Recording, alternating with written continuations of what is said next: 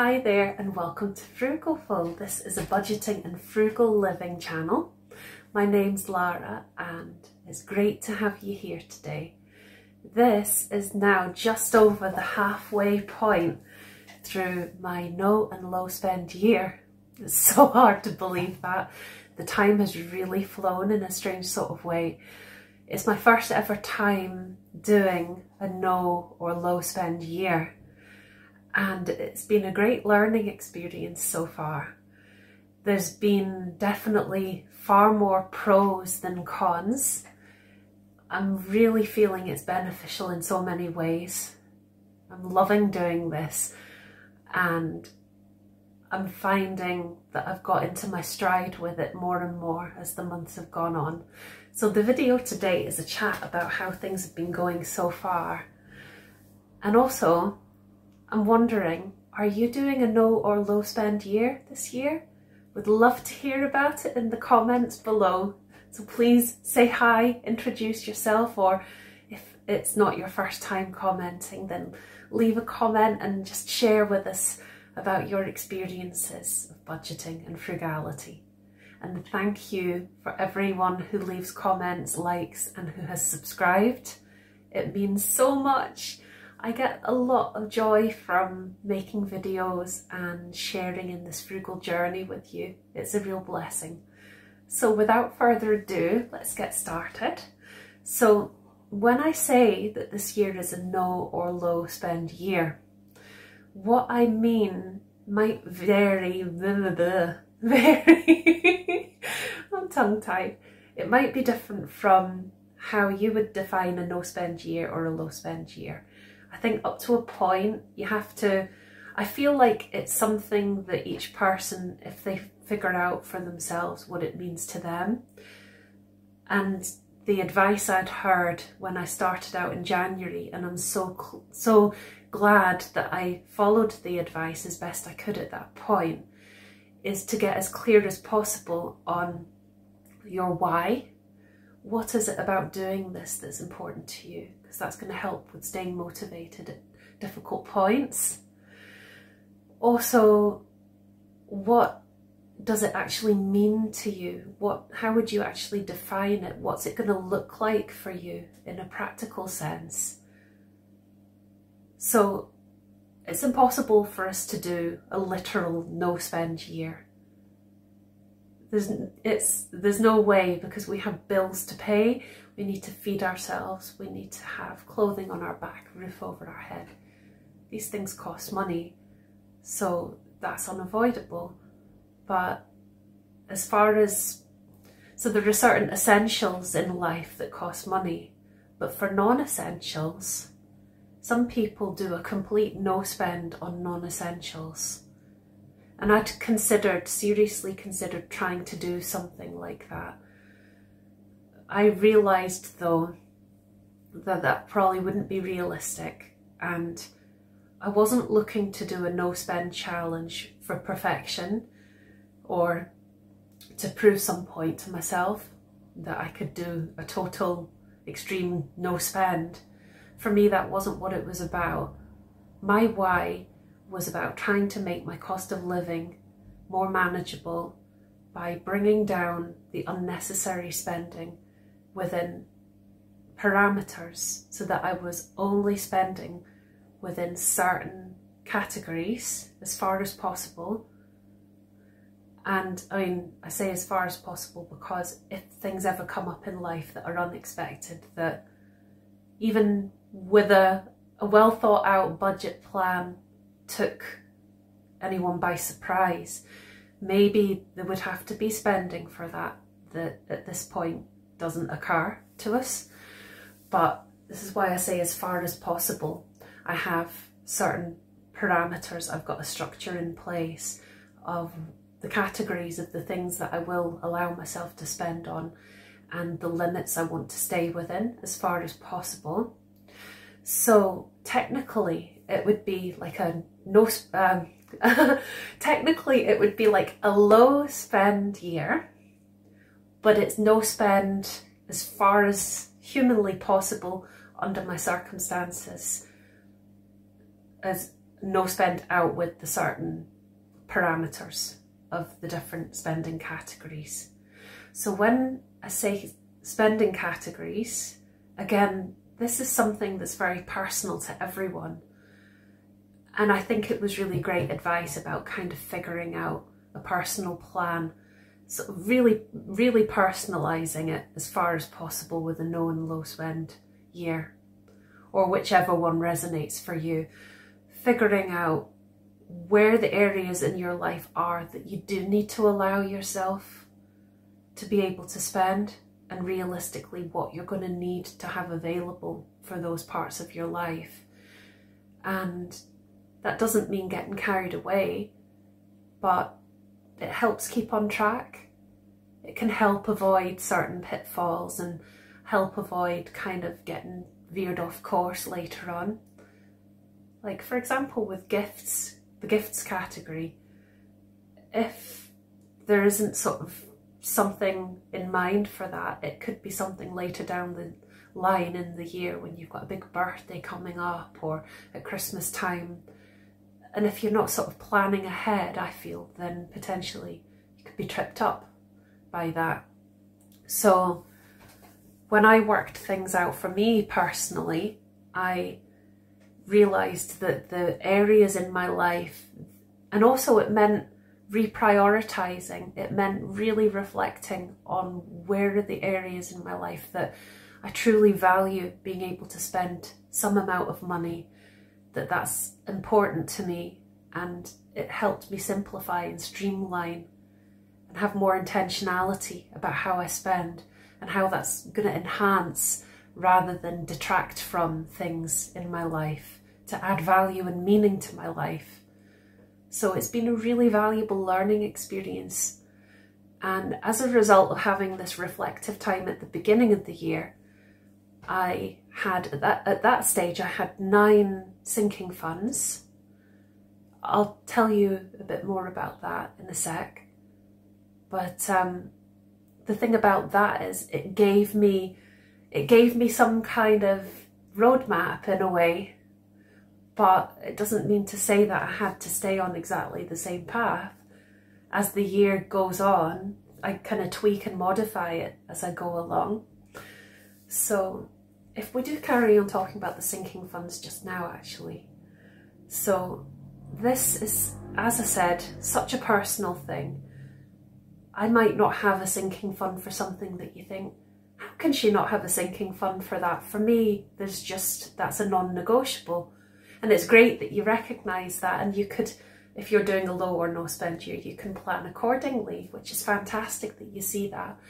And then other people that I've heard about their budgets and how they plan their finances, and just think it's fantastic that there's a community of people that do share like that. It's brilliant. Check out my video here about 20 frugal channels that I think are just brilliant, amazing, fantastic, and very inspirational. There are others out there. I discover more and more over time, but hearing about the way other people do it, I love to hear that. But it doesn't mean that the sinking funds or the ways, the things that people on these other channels or people I know through my other life experience, that they would have a separate savings for. That doesn't mean that that would be right for me. That's the thing about it. The beauty of it is that it is completely personalised, and that's what's going to make it more likely to stick if you're tailoring it to you. But the great thing is none of this is set in stone, and as we go along we can adapt and modify things, and I think that I'll always be kind of changing mine little bits here and there as I change over time, and as I learn and grow and have new experiences or new priorities. And that's the great thing. It's like a kind of living organic thing as well that grows along with me. So that takes quite a lot of the any kind of daunting thing or it being a bit intimidating. If anyone's thinking about maybe trying out a low or no spend and not sure where to begin, then I'm not in any position to give advice to people or anything. I'm no expert, but just from my own experience in my own situation, I would say I'd really encourage you to give it a try. Even just dip your toe in, just see how it feels, and just relax about the process and let it be for you and what's right for you. And hopefully there's ways to have fun with that as far as possible, and just make it your own. And there's loads of ideas and info and support out there. So it's really fantastic that you are here and interested in these things. And it's empowering to all learn from one another. I think it's really, really valuable. So at the beginning of the year, I started off with 9 sinking funds. These are a social sinking fund. So that's for, as the name suggests, socialising, meeting up with friends. Now that's changed. It used to be £10 a month, and now I've bumped it up to £25 a month because I kept going over budget. Not every single month, but there were months where I really struggled to stick with that £10. It's not very much. It doesn't go very far, unfortunately. The 25 so far, it's only been in June for that, and I stayed within. I think it will make things a lot easier to stick to that budget for the future months. Just having a little bit more leeway, being a bit more realistic in how much I'm setting aside in that sinking fund. Secondly is a day trips fund, which was and still is £15 a month. I find that a good amount. It means I can have a wee trip out for the day, and it's going to cover the rail fare for a reasonable number of destinations. I'm more than happy to bring my own flask of coffee and a wee thing for lunch, so it's probably not that likely that I'm going to need spending money at the actual place. It's more about going somewhere to enjoy a walk and things, but there would probably, depending on the destination, still be enough money to maybe go for a coffee or something if the weather was just horrendous, you know. So it gives me enough money there to have one day trip a month and have a few options of where I might go and what I might do. So keeping that the same for the rest of the year. Research and studies, so it was £10 a month. I've cut it to 5. I didn't really need to have 10. That wasn't necessary. For wee odd bits of stationery here and there and second-hand books here and there, 5 is enough because it gives me a way of building up to bigger purchases if needed. So yeah, happy with that. Allotment is £10 a month, which again is great. Don't need all of that each month, but then it can build up if I need to make a more expensive purchase. And allotment that's a part of my life that I really value, and I feel that that's a sinking fund well spent, but obviously it's not going to be for everyone. There's a lot of people that wouldn't apply to, which is why, as I say, it's such a personalised thing. Likewise, I have a swimming fund, which is 15. It was and is 15, I'm sure.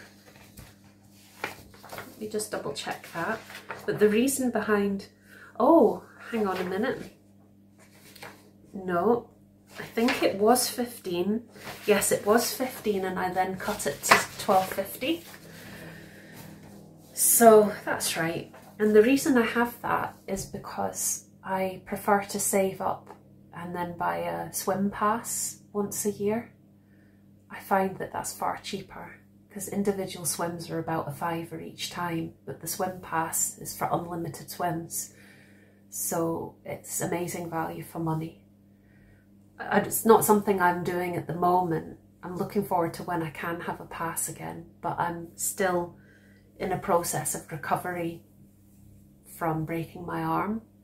So it's not something I've been able to do this year, sadly, but hopefully it won't be too long.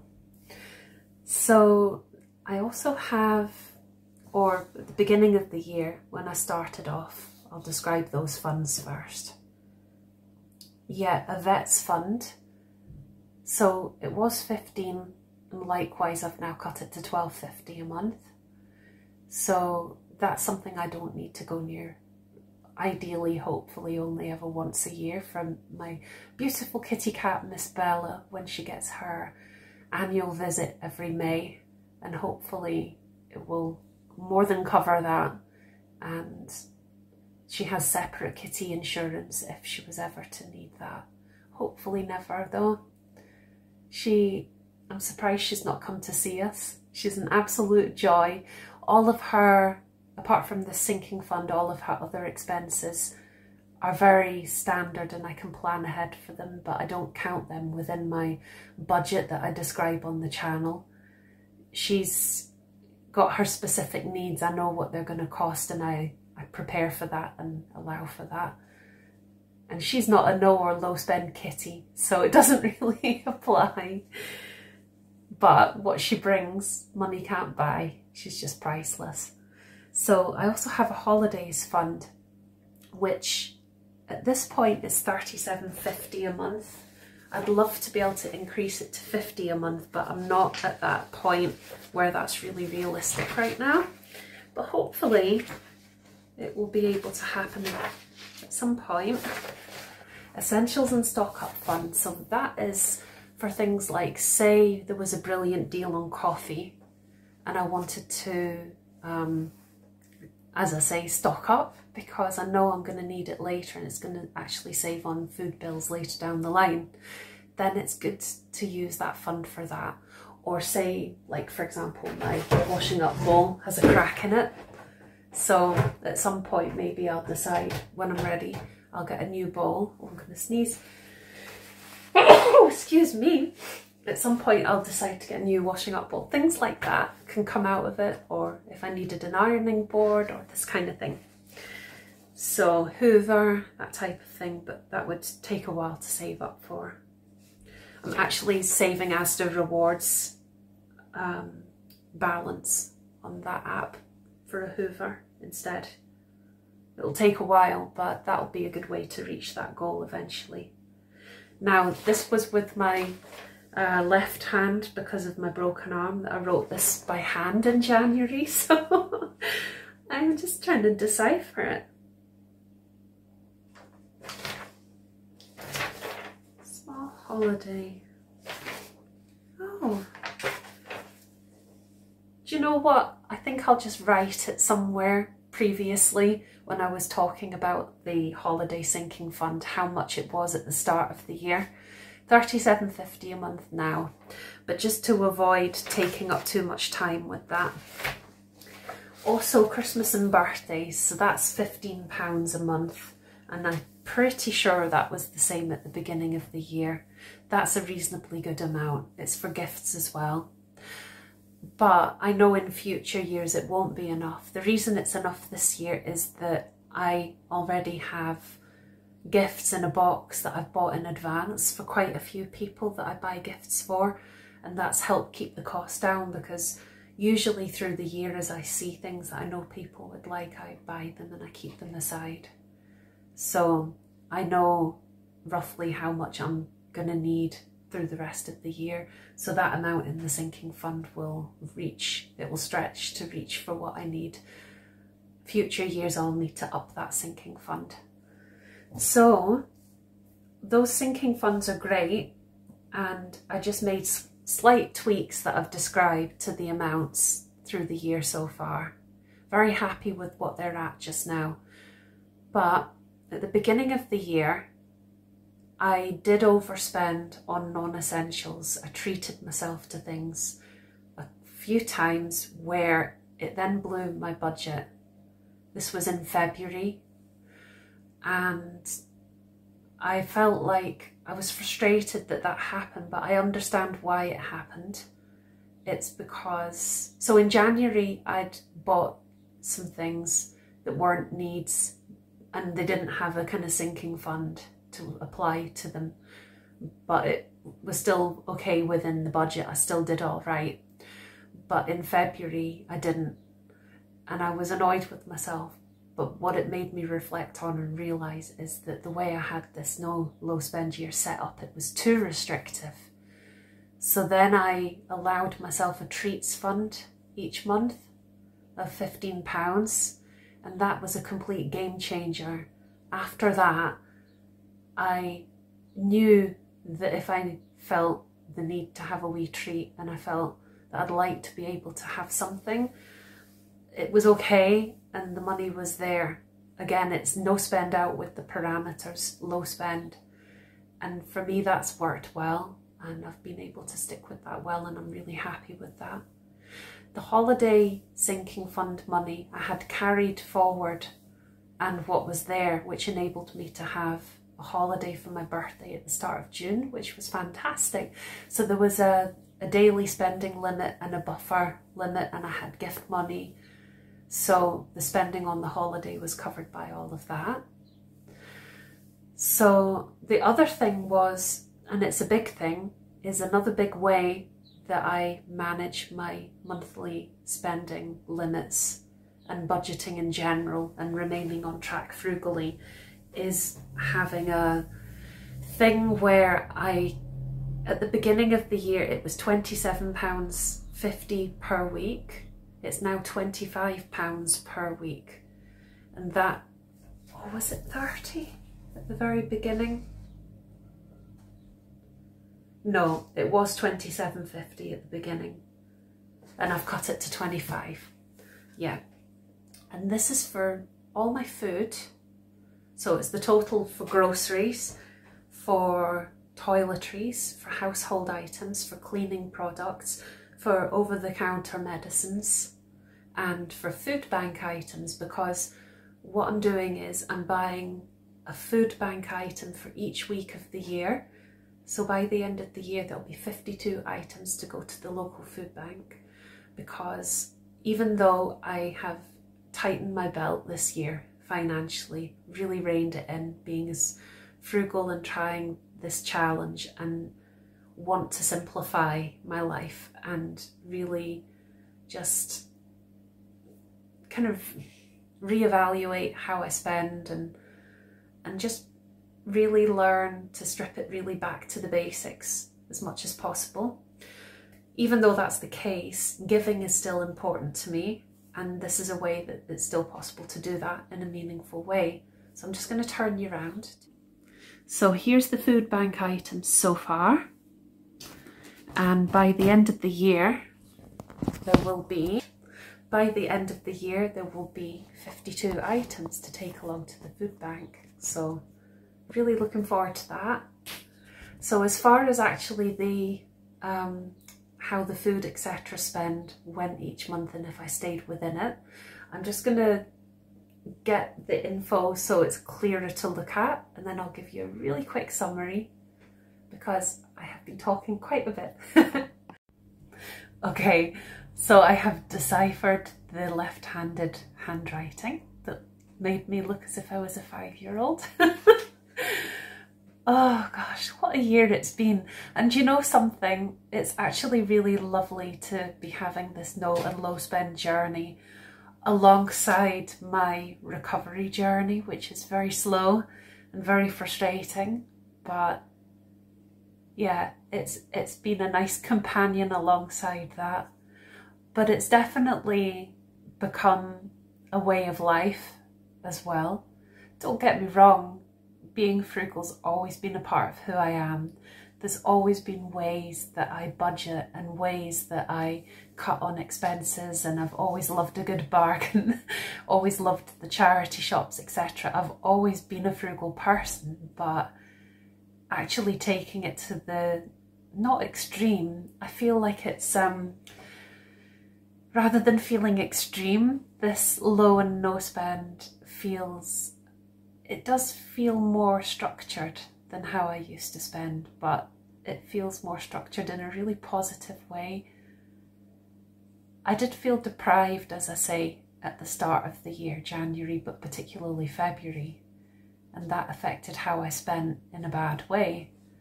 But I recognised it, I reined it in, I just tweaked the parameters to make it feel good again, because I think it needs to feel good and needs to feel motivating to carry on. and it needs to feel like it's having a positive impact somehow, and also enabling me to have a quality of life still and not be missing out on the things that really matter, but try and help me be able to gradually save for things that would be harder to be able to save for if it weren't for having some strategy in place, if that makes sense. I did mean to say at the beginning, when I was identifying my why at the start of the year, my two main major goals were, the first one, I'm very happy to say that I managed to find a way to do this in January. I had some carryover funds from last year, and because of the fact that I found a really great deal online, I was able to do this on a budget, and that was to have just a straightforward wee computer, which is something I've wanted to do for ages, so that really was a great achievement starting off. The other thing, which you can probably guess looking around, is I've got a lot of decorating to do. But this is a long-term goal. It's going to take time to save up and get the flat done. And I know that, and that's fine. I don't mind. I'm patient, and each step along the way feels like progress and gives me a sense of achievement. So that's the other goal I'm working towards, and I feel that doing this no and low spend year is beneficial for that. But it's not just about that. I feel like at the beginning, those were kind of the big goals I had in mind. But for me now, I feel like the main goal of all of this, the main point of all of this, it feels like is about me just rethinking how I spend, rethinking how I budget, and just rethinking, as I said, the priorities, and just having a bit of a different mindset about things. I haven't felt that I'm missing out by having these parameters, and they've been really great guideposts for me. It makes things feel a lot clearer for me about how I spend, and I still have the odd foodie treat here and there, but I've been doing a lot less comfort eating, which is a really positive thing as well. That's been a byproduct. I do still have Bella, here she comes. I do still have treats here and there, but it's definitely been a lot more measured and sensible, and the budgeting's really helped that, so that's a win-win. Right, you're about to meet Bella if you've not seen she before. Come on, girl. 2 seconds. I'm just gonna go and get her. Come on then, sweetheart. You're a moocher. She wants food.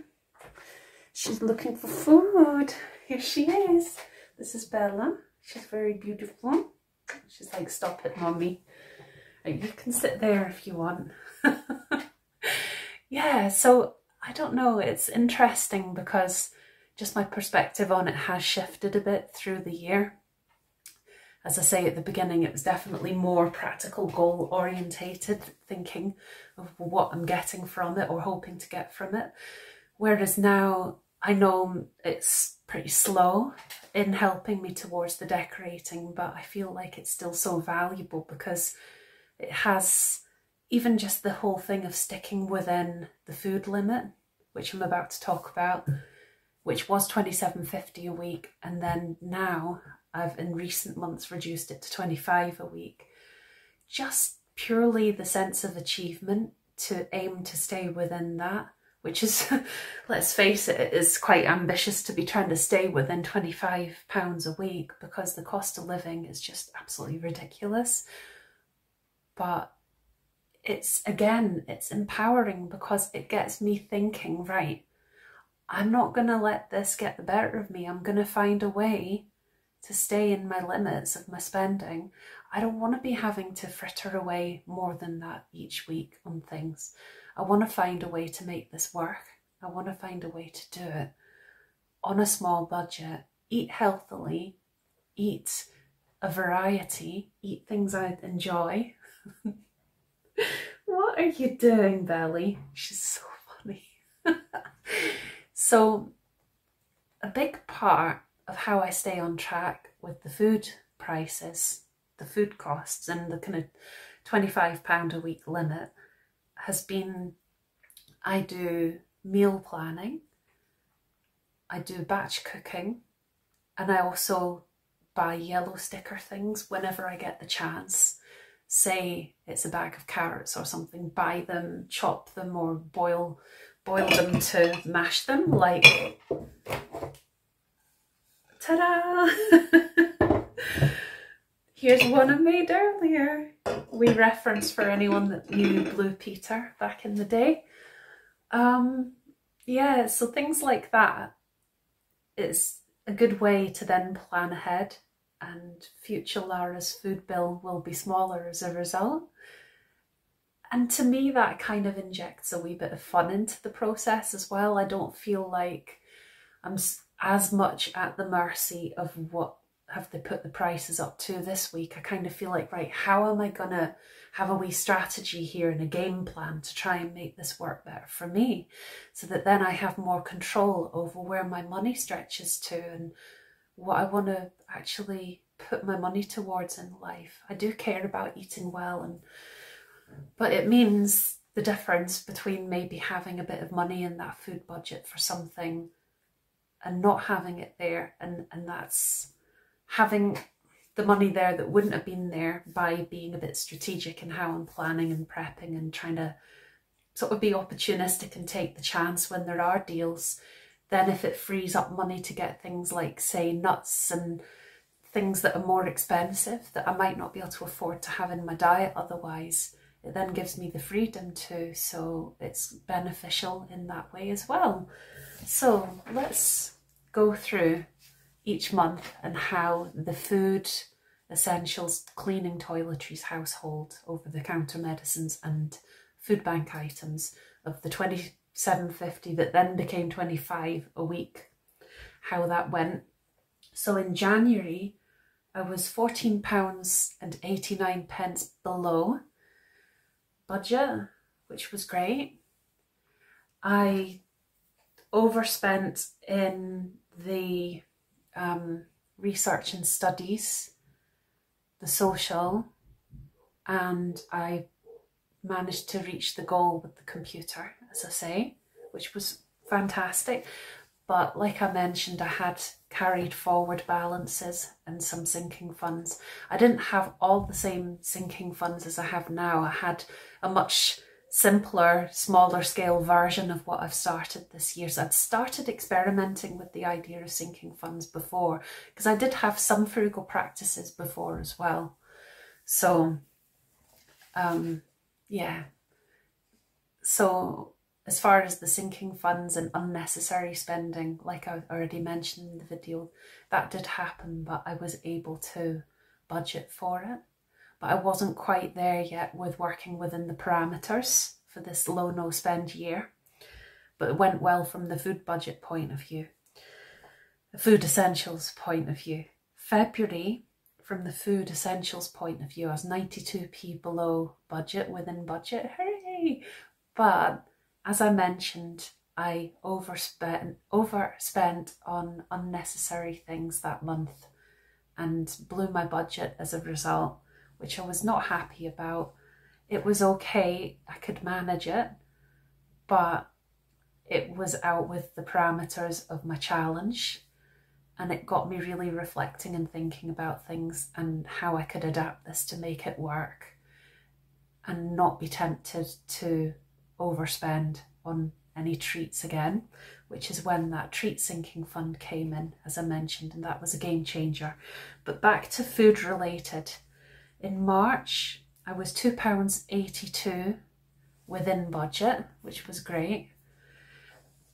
And April, I was, if you include the sinking funds and the food, I came out at £40.53 below budget, which was brilliant. And then I put that money towards my holiday sinking fund for the trip I had in June. And it means that I'm a little bit closer to being able to afford to have another wee trip later in the year, hopefully. May, I was £15.34 below budget for food essentials, which was great. and £6.96 below budget for food essentials in June. So it's been going well with that, which I'm really pleased about. But what I do need to point out is that in March, April and early May, I was selling a few unwanted items on Facebook Marketplace, Vinted and eBay. And that had actually helped me cover the costs for March, April, May to stay within budget. So for example, in March, all my sinking funds went really well, except I overspent on the social sinking fund. And I'd treated myself to takeaway. And in April, I'd treated myself to takeaway. And in May, I'd overspent in social sinking fund. But because of the fact that I'd done that decluttering and a wee bit of selling at that point, that compensated and it balanced everything out. But if it hadn't been for that, I wouldn't have, I just would have chosen not to spend the money in that way, and I would have just had to rein things in, I suppose.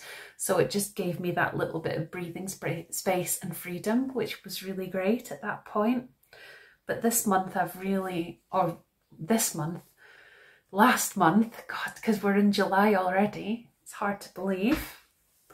Yeah, so for June, I really reined it in. No takeaway. I had foodie treats while I was away, but the other foodie treats were sensible and within the foodie budget. And it went really well. And I think cutting back on takeaway just in general for the rest of the year will be a big thing. What I'd like to do is I'd like to adapt. So I know that desire for a takeaway will happen through the year at some point, it's bound to. But if I can kind of preempt that and have some really good, delicious pizza in the freezer that's the type that's like, you know, you can buy the frozen ones in the supermarket, and I can add olives and jazz it up, and that's still going to feel like a treat. Either that, or maybe have my own pizza dough that I've made and I've got it ready, that I can then do a handmade pizza, and that'll still feel like a treat. So there are just ways, or even like, for example, when the supermarkets do like a kind of takeaway deal thing, and if I see it on a special offer, buy it and freeze it, and then I've got it there as a kind of emergency treat meal, and that's way, way cheaper than a takeaway. So that's kind of what I'm thinking for that, to counter that. Because the big temptations at this point are potentially our takeaways, which will leave me a lot less for food for the rest of the month. And the other thing that's hard is staying within the social sinking fund. But that's why there is now 25 a month instead of 10 a month. And I'm hoping that will make a big difference going forward. So there you have it. I hope I've remembered to say everything that I was planning to say and wanted to say. The big thing I will say is that I really love doing this challenge, and I really recommend the experience. If you're sort of thinking about giving it a go, then I say go for it. What have you got to lose? And even if you get into it and decide it's not really for you, at least then you know and you've tried. And if it's going to help cut living costs and give you a bit of extra money in your pocket for other things, then what's not to love about that? So thank you very much for watching today. An absolute pleasure to chat about this. And I'll see you in the next video. So usually on this week, I would be doing a video on the Thursday and the Saturday. Just to say, there's going to be no video this Saturday. So it's a Tuesday and a Thursday this week. So Thankfulness Thursday will be the next video. And then I'll be back again on the following Tuesday, a week today, for the next video. So take care and very best wishes, and I'll see you then.